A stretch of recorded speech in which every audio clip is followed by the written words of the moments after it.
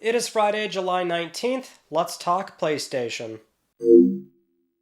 Welcome back, fellas, to another Size Matters episode of LTPS. As always, let's begin with our PS Plus reminder. The July PS Plus Essential lineup is still live on PSN, so make sure you claim those games before they go away. Also, the July lineup for PS Plus Extra and Premium, those games are now live on PSN as well, and that also means we now have 5 games that are going to be expiring in about a month's time. So only 5 titles, not some kind of mass exodus. We've got NBA 2K24, Need for Speed Unbound, Spellforce 3 Reforced, Destroy All Humans 2 Reprobed, and Trials of Mana, so you've got about 30 days left to play those games before they go away. I would recommend Destroy All Humans 2. I love that franchise a lot. It's a quintessential classic PS2 game. They look great on PS4, PS5 with those more modern remakes. And then Need for Speed Unbound. If you're into Need for Speed games or racers in general, I know that game seemed a little bit silly or goofy at first with the cartoony smoke and star effects coming off the rim, but I think they really nailed the moment-to-moment gameplay with that one, so it actually is quite good compared to maybe what you thought about that game when it initially came out, so might want to get your time in on that before it expires. Moving on to our first news story, just a little PSA here, but it seems like PlayStation Stars is finally back up for everybody, at least where the service was originally available. So it was something where once we knew it was finally coming back up, it appeared first in Southeast Asia, then Europe. Now finally this past week, North America is back online. So I think we can finally put this whole ordeal behind us where Sony and this, I would assume more of a skeleton crew operating PlayStation Stars finally has it back up and operational. So you can sign back in, get your points, redeem points, and just keep using it that way. It did last a little bit longer than the famous 2011 PSN outage. Not nearly as dramatic, but at least they were able to get this thing back up and running. Moving on, we have some new details for Astro Bot coming out this September for PlayStation 5, courtesy of a new interview with Nicolas Duché, the head of Team Asobi and the creative director on this game. He was speaking with Julien Ches, the YouTube channel, where Nicolas gave some valuable insight into the development process for this game, and explaining that one of the key principles they had when making this game is they wanted to prioritize quality over quantity, so they weren't trying to target some sort of 20-30 hour experience. We're hearing that the average playtime for the campaign is around 12 to 15 hours, which I do believe we heard this information before, but still nice to hear it again. They also explained that they made this game with an overhauled engine as well, so there should be a noticeable improvement to physics and visual fidelity over Astro's Playroom. And Nicholas also explained that they did consider making Astro Bot an open world game, but opted not to because they felt that would have been a bit more limiting with the level design as well, which does make sense when you look at, again, Astro's Playroom, where that game, despite it being very small, has 4 very distinct and unique levels or biomes to a degree. They feel like biomes because they're so wildly different from one another, and that is something you have to be mindful of when you're approaching an open world game, I would imagine, which is a matter of how do you make a transition feel smooth and natural in the moment-to-moment, like even just walking portion, going from a beach to a jungle to outer space, right? This game is bigger than Astro's Playroom, so conceivably there's a lot more environments we're not even seeing just yet that are probably even more distinct and different from one another. So I really value that aspect of it as well, right? I mean, it's not even so much the fact that, oh, it's Astro Bot and it's very colorful and pretty and it leans into PlayStation history. I love how unapologetically tight of an experience this game is going to be, just on a fundamental level of this is a platformer, it's got all these very different levels, and we're going to respect your time as well, because I think that's what we discussed before when we heard about the overall length for this game. I don't necessarily want it to be, this bloated 30-40 hour experience for this kind of genre, right? I mean, some genres can really overstay their welcome. You don't want this game to be that long. So I would imagine for the gold path, if it's going to be 12-15 hours, then the platinum is in the neighborhood of like 20-25 hours. Like, I think that's fine. That is excellent for this kind of game. Not being open world, so you can just say, hey, I'm going to play this level. I can replay this level from a simple menu selection over and over again and search for what I'm looking for. And just I think every sort of design principle and pillar that this game stands for, I am just very happy about. Just holistically, I think this entire thing is awesome. It's right up my alley. And so even though this is more gushing about Astro Bot, it is something we just don't see that often in games, or at least not in this sort of budget scope with a big publisher like Sony backing it. This is not the kind of game they've, done in recent years. So I'm very excited to see where this game does end up landing when it eventually ships this coming September. Now, in somewhat related news here, we can also mention the separate interview on Video Games Chronicle, where the well-known game designer Kiichiro Toyama was speaking with Andy Robinson of VGC. Toyama, of course, best known for working on Silent Hill, but also his time at Japan Studio working on Siren and also Gravity Rush, and so he was speaking with VGC recently about Beau Kid Game Studios' upcoming Slitterhead, and he was reflecting on his time at Japan Studio, so he did open up this discussion by saying, and I quote here, "With Sony, there was an increasing motive to make more highly budgeted games, and it wanted to go that way with the Japan Studio brand. My motive was always to create original games. I feel I can do this without a massive budget. This allows me to express myself as well by going independent. This has allowed me to do that. From my time at Sony, I feel like I'm accomplishing what I want to do." And you know what? He is not wrong. You look at Slitterhead, and that's a very different, out there kind of game. The kind of title that is pretty much exactly what you would expect out of Toyama and also his other colleagues, that being Sato Kazunobu and Junya Okada. So it's great to see they actually did get the studio off the ground, but that was during like mid-2020, so probably wasn't as challenging given that that was like a peak time for investment in the games business and interest rates were super low. But either way, they were able to get the studio off the ground, make Slitterhead, and he still does talk about how the game was made with a more modest budget.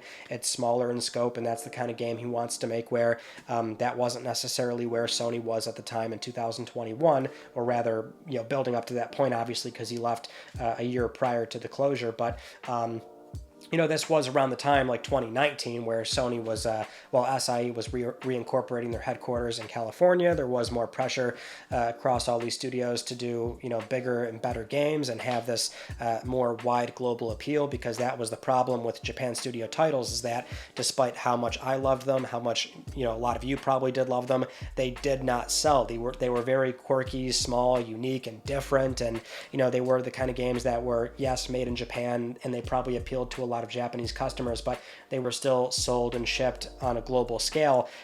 Games have to make money. I would love for Sony to say, whatever, we'll just keep funding a studio that constantly loses money for over a 20-year period just for the pure sake of it, but we all know that's not how it works. So unfortunately, they eventually did shut down, or I guess reorganize, we should say, into Team Asobi, even though I don't think that many staff actually did transition over to Team Asobi as far as I know, but either way, we're just splitting hairs here. It's just a matter of the ironic angle of this is, Team Asobi is still kind of in the same position or the same place as where Japan Studio was at the time, given that Astro Bot is not exactly a tentpole game, right? This is not the kind of title that we're expecting to sell 5-10 million plus units. We would all like that, but it's certainly not expected. This game very much falls in this category of a more experimental title, or at least one with a more controlled budget, as outlined from Sony's business segment briefing. It's a very clear way we can now sort of look at and identify SIE titles and understand where Sony is expecting these games to be positioned. And so there is potential upside for Astro Bot, but, in a very ironic way, they still sort of came back around to what the studio was always known for, which was, I guess, games that aren't necessarily going to light the world on fire, but we do hope that's what Astro Bot does eventually do. I will say this too, what's so fascinating about the Japan Studio closure is that if it didn't happen in 2021, hindsight is everything, right? Because it still would have happened. I mean, I think it would be very tough for them to sort of navigate the environment we have now in 2023 and 4, where there were even more layoffs, more studio closures, and it's been brutal, like absolutely brutal. If it did not happen in 2021, I feel like it was almost a guarantee it would have happened 2-3 years later, which is also unfortunate, but at least we do have Team Asobi that is going to be putting out what I hope is going to be a very fun experience this September. All right, let's move on to an update for Concord, Firewalk's PvP sci-fi hero shooter for PS5 and PC, coming out very soon, next month. and also it's a a big PlayStation Studios high-profile game, and it's not looking too good. Now that people are finally playing the game, which that was the one thing we were, or at least I felt we should have, refrained from saying, is that let's wait till people are playing the game, and then we'll see where it really falls in terms of if it's good or bad, or if it's going to find an audience.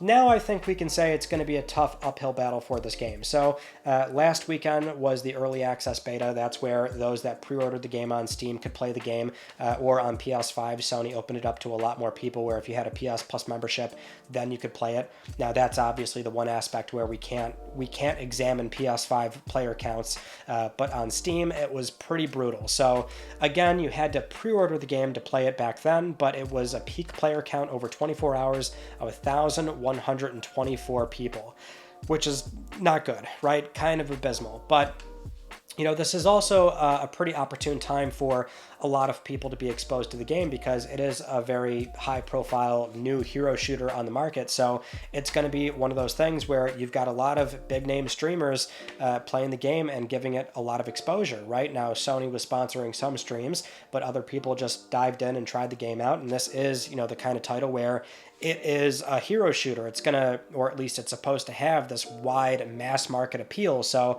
it's a pretty big deal to see people like Moist Critical or Shroud or XQC try the game out. And it's also pretty telling when some of them did not really enjoy the game. So I think XQC didn't like it. Moist Critical was not big on it as well. Shroud did seem to enjoy it.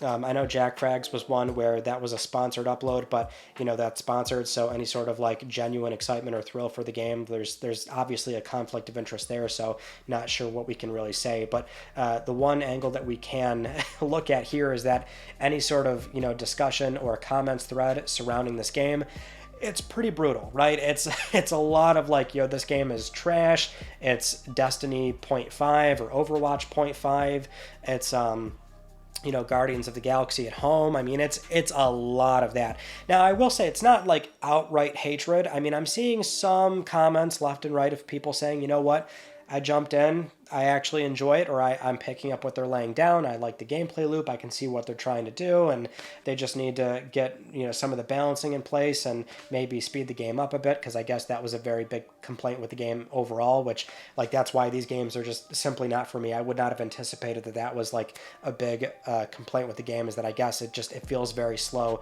compared to other hero shooters in the in the same space. So I guess that's one thing that Firewalk can look at and examine, but it does seem like there's a few people left and right that do enjoy it. It's not outright hatred, but it seems like there's going to be a very big uphill battle. Now, we are right in the middle of the open beta, so that means anybody can jump in and play the game now.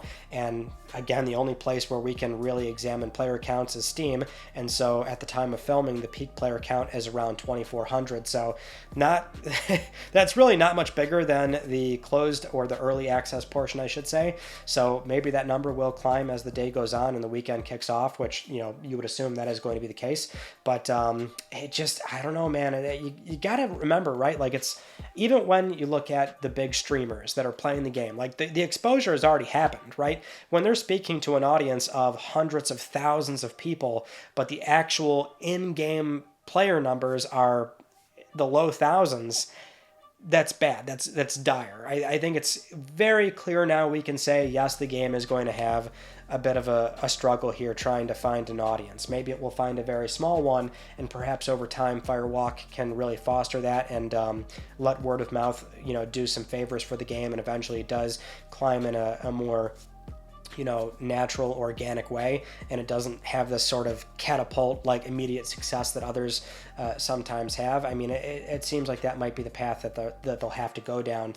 I just think it is a valid conversation now at this point of like, how long are they going to sustain a very small player pool until they eventually do what has to be done, which we've seen time and time again, is some publishers will step in and try to give the game a booster shot by making it free to play. This game does cost $40 up front, so will Sony do that? Will they do it soon? Will they do it in a year? I mean, that we don't really know, but this game is probably going to have a bit of a tough time. That much is, quite indicative of what we've seen so far. Moving on to our next news story, we have a mostly confirmed lineup for China Joy 2024, which is coming up very soon. That runs from July 26th to the 29th, and we do know Sony is going to be there, and they're also going to bring China Hero Project games as well. So for that, we know for sure these games are going to show up. That being AI Limit, Awaken Astral Blade, Convaleria, Daba Land of Waterscar, Evatinction, and Exilage. They're actually supposed to bring like 30-something games, so there's also a handful of PS Studio titles, that being Astro Bot, Helldivers 2, Horizon, Ratchet & Clank. Now, you have to bear in mind this is China, so that's why they're bringing certain games that we already know about. But there's also third-party stuff as well, so like during Summer Game Fest, we knew Phantom Blade Zero was also going to show up, so that is going to be here. Also Wuthering Waves, so we need some more info for that game as well. The entire lineup does not include a full, it's not all 30 games, we presume, because the other obvious missing suspect here is Lost Soul Aside. That game is still expected to launch this year. It was rated. We heard from the producer that they're going to share more info later this year. We thought, okay, it seemed very clear that China Joy was probably where that was going to happen. Another trailer, confirmed release date, and so not sure what's going on there. I mean, this is also the kind of event where we could see more like new China Hero games get announced. So considering this full list does not amount to about 30-something games, that could be the room where Sony announces new projects out of the program, and so that might fill in the gap there, but also maybe Lost Soul Aside is going to be there, and they have more of a formal reveal that they can do, like a proper, new trailer that shows off the game in a more polished state, because we know the game is expected to launch by the end of this year. Either that, or it's missing because it's actually planned to be moved into a different live stream, like a state of play or even a showcase, but I would not for sure expect that's exactly what's happening here. Just for now, we do know that there are a handful of China Hero Project games that they're going to show off. Convaleria has been looking that's been looking really good as well, so there's still a lot of upside to the event, and we'll have to wait and see how it plays out. Moving on to a very minor update on PlayStation 5 Pro based off a very innocuous conversation that happened on Twitter this past week. So initially this started off on Twitter with Tom Henderson, where he was simply looking for some contacts and meetups at Gamescom, so sending out some feelers there. And then the Rockstar Game News account, Ben, responded asking if this is going to be a big year. And then the conversation steered towards PS5 Pro, where they say September should be a decent month with that announcement. And then Tom replies with, and I quote here, "if it releases this year." And that was after Tom put out a tweet earlier in the week saying that he's heard some updates about PS5 Pro, but not enough to confirm anything new. And this is one of those things where it's kind of dry with PlayStation news right now, so this was shared on the Gaming Leaks and Rumors subreddit, got like 400 comments, even though there's really nothing even here to begin with, and so that was enough for Tom to go ahead and write up a report on Insider Gaming, basically reiterating everything he's already heard, that the console is still on track for a release this year in the later half of November 2024. He had heard that information back in mid-2023, and that was based off official documentation. Most of his sources so far have been official documents, he claims, so right now developers can submit applications for PS5 Pro support on July 30th, so that's very soon, and then all applications for PS5 games released after September 15th will be required to support PS5 Pro, which that does not also mean that's the release date or the announcement, just that that's the deadline for submissions, or for games that are going to be released after that date, they'll have to support PS5 Pro. Now, Tom does also say that several sources have been apprehensive about the console's release later this year due to a limited number of first-party games that will use its features, but again, as far as he's seen, nothing indicates a delay. And as for the announcement, Tom speculates it's September, but we've all been speculating that anyway based off PS4 Pro and how that all played out. So again, nothing really new here, just something where a lot of dry announcements or just nothing really is going on right now in the PlayStation landscape, so people really grasping at straws here, trying to find some sort of new info. But it is something where we're getting very close, because we should see this thing in September, just by the sheer merit of, if it is going to release this year, then Sony has to get ahead of manufacturing, because this is a very newish device where hardware, they'll probably want to control the way that this thing is shown off, because oftentimes the one thing we can always say about PlayStation hardware is that if it's more of a slight model revision or even a slim console, time and time again, that hardware always leaks before Sony officially confirms it, because it's usually something where by the time they do confirm it, it's always they always make it available right then and there, or very soon, or it's shipping next week, or hey, it's at retailers right now. This historically over, multiple generations of PlayStation leadership, that's how they always do this with slim consoles. So the problem there is that those consoles are already coming off of assembly lines, and so we see we get spy shots or leaks of the hardware early. And so in the case of PS4 Pro and PS5 Pro, if they want to avoid that kind of circumstance where they're probably going to begin manufacturing very soon, they have to show this thing off in what we again safely assume is September. Which will also say, hearing that not many first-party games might actually be using PS5 Pro features, that I guess is a little bit interesting to hear, if only because I keep reiterating this point, but it's a matter of PS5 Pro, just based off how PS4 Pro went, that's not expected to have new game announcements. PS4 Pro just kind of came and went to a degree. I think the same thing happened for Xbox One X. those were just mid-cycle updates, and so you're going to debut them and show them off with games that, sure, are coming up soon, but, here's, all these existing titles, and here's their PS5 Pro enhancements. Here's some patches for first-party games, and here's what you can expect they'll look like on this new hardware. So I would safely assume that's what's going to happen for PS5 Pro. It doesn't need, launch titles per se. It just has to be shown off with, some more familiar games and titles that have already shipped or are going to ship.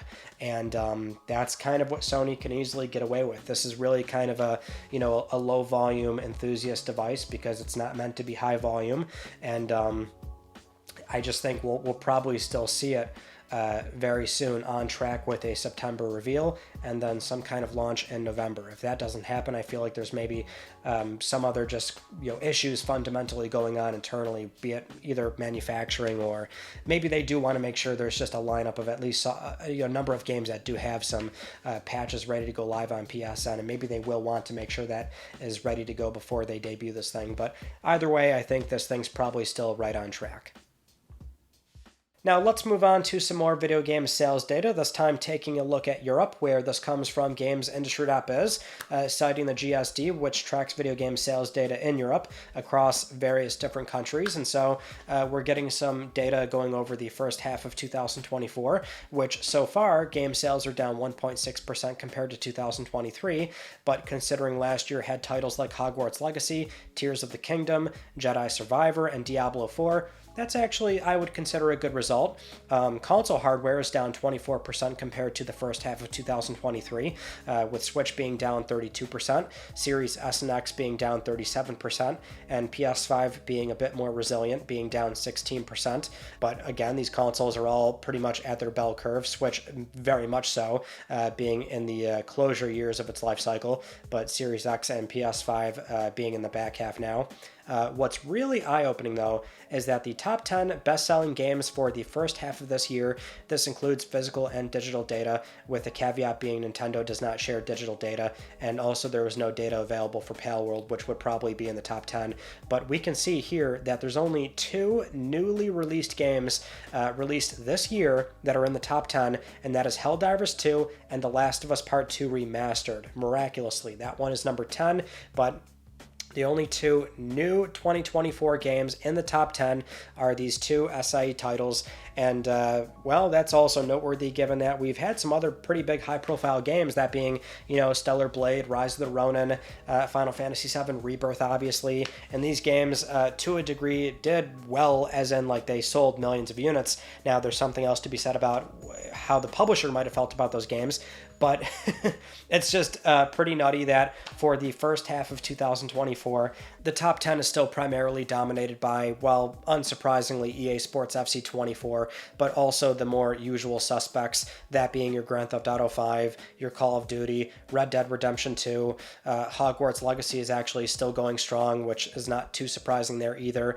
but you've got Fallout 4 on there with the recent TV show, It Takes Two, happy to see that with what is a proper couch co-op game, but also playable online, and then Rainbow Six Siege as well. So you've got a lot of I guess more safe titles, which are always around that top 10 area. This year has been a little bit slower with high profile game releases, even though I think there's still been a decent mix of titles that have come out so far. Just clearly it's not quite to the same degree of what we saw within the first half of 2023. There's just so much compelling software that came out during that year and that time frame, but it's between that and also the usual suspects that just generally do well no matter what time of the year it is, no matter what's coming out. These games tend to always perform very strongly on the long-term market. So with that in mind, though, I think it does still speak volumes about Helldivers 2, and also something like The Last of Us Part 2 Remastered, which, yeah, it's a remaster, it's a port from a PS4 game, but that's why so many publishers still have absolutely no problem getting a small team together for certain studios and just making modern ports and sprucing up certain games and adding in some extra content, and you've got a release that's going to be highly profitable. So that game is also cracking the top 10. Now, something very fascinating that I thought was worth discussing was Develop Brighton, which just closed out last week, and we got this information like right around the time I was filming LTPS last week, but it's a matter of Develop Brighton being the gaming expo for game developers out in the UK, and we saw Sony's Shuhei Yoshida and Greg Rice leading Sony's indie initiative. They were speaking with Fundamentally Game COO Ella Romanos, and both Shuhei and Greg talked about some of the common traits that they find across the most acclaimed game studios and game developers. And Rice gave this quote here where he says, back in the day, if you had a really good art style or maybe a really good game mechanic, maybe that was enough. Now, there are so many games out there, you have to excel across the board in most cases. You need to have a really beautiful art style that stands out from the crowd and is instantly recognizable, try to have mechanical gameplay hooks that are unique and different, and have a personality behind it that feels like it's something coming from a place of creativity and passion. Shuhei Yoshida also explains that having a really strong creative lead that can set a vision and stick to it is paramount, and that sometimes the best circumstance is actually having a producer that you can really butt heads with and argue with, because the producer is the one trying to push the team to the finish line, and then the creative lead is the one pushing for a bigger and better game, and that just kind of amounts to something that can end up being a very strong product, which goes into another point Rice made where he says, and I quote here, "It's easy to let a game balloon and grow, so having a really succinct vision, something that's possible to achieve and quick to see on screen, rather than endlessly dragging out these projects, is key. Something you always see is indies just starting up, and the first game they want to make is something narrative with lots of animation or an open world or something like that. Starting small with a clear vision is important." This, I thought, was very insightful because it's a good reminder of how, no matter how big or small a game production is, they're all still susceptible to the same pitfalls of game development, which is, well, as they just mentioned, scope creep. So we talk about this a lot in the AAA game space, more so with PlayStation productions, where your Naughty Dog, Santa Monica, Insomniac, Sucker Punch, more so Naughty Dog, this has been well documented across their various projects on PS4 and now PS5, where they have that scope creep, right? Where they flesh out all these different ideas and angles of the story, and they want to be known for that Naughty Dog attention to detail. And you can end up with industry leading games like Uncharted 4 or The Last of Us Part 2, where they very much are industry defining and leading in many disciplines of game development, but at what cost? It took so long for those games to come out, and I think we do often forget that this happens all the time in the indie dev space as well, with one-person teams or only a handful of people.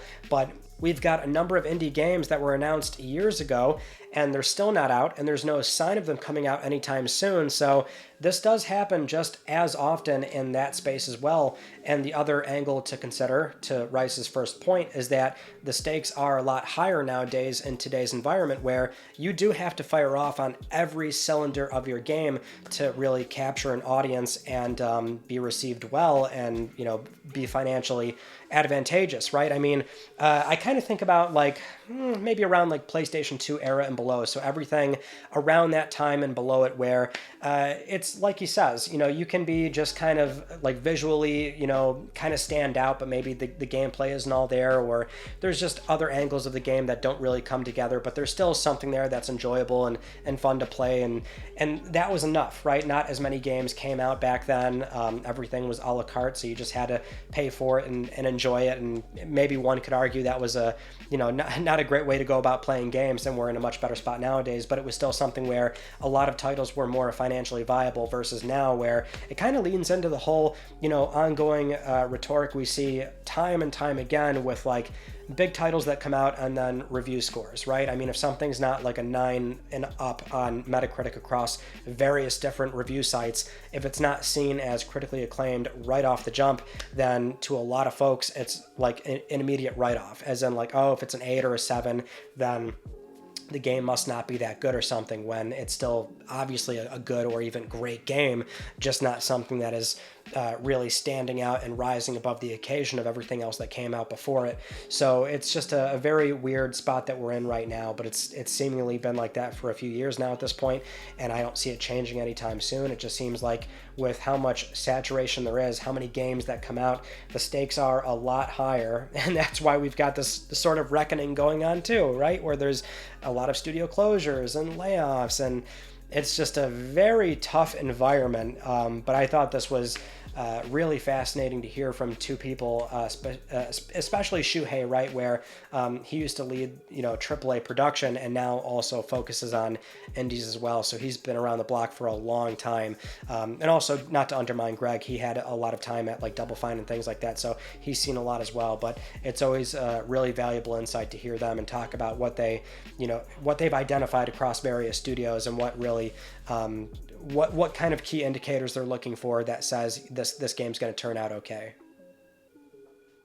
Now, with all that said, it is time for Let's Talk Plus, the weekly Let's Talk PlayStation giveaway, where one of you can win a $10 PSN code. I would like to congratulate this viewer right here. I'll be contacting you very soon via email or X, and if you would like to win a $10 PSN code, it is so simple. Follow the link down below, enter the Gleam giveaway, and supporting this channel a number of ways can gain you an entry, and I'll announce the winner next week, because I'm trying to help pay for your games. Those are some of the stories from this past week that I wanted to talk about with you all, and our Tuesday video was another collection update. Finally, it's been like 5 months since the last one, so you can finally see what I've been buying, why I've not been buying as much lately, also my recent big pickup from Too Many Games, so you can go check that out. And then coming up, might not do a Sunday conversation, so probably just another Tuesday upload as per usual, but that is pretty much it. So that concludes this week's episode of Let's Talk PlayStation. I'm Ryan Benecki. Thank you all so much for talking with me, and I will see you all next Friday.